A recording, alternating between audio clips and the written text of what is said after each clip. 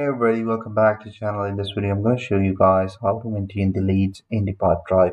So for that, the process is very simple, easy, and to the point.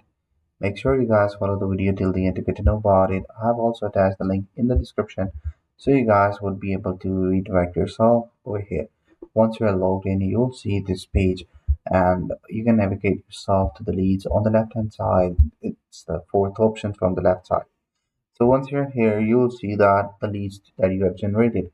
So you will see that there is a lead that I have generated. There is no such activity, so far in it.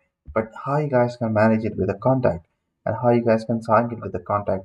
Let me show you guys. If this is a lead and I want to sign it with a contact, I just go ahead and convert it to deal, or I can simply go ahead and make sure that I added it.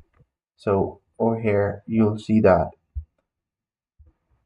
in the person, I have to select the contact where I want it to be associated with. So if once I have added a contact with the deal, it will be automatically be signed with the contact, and then all the details will be saved with that contact. So this is how you guys can do it and manage it. I hope you find this video helpful. If you do, please consider subscribing to our channel. Take care. Bye bye.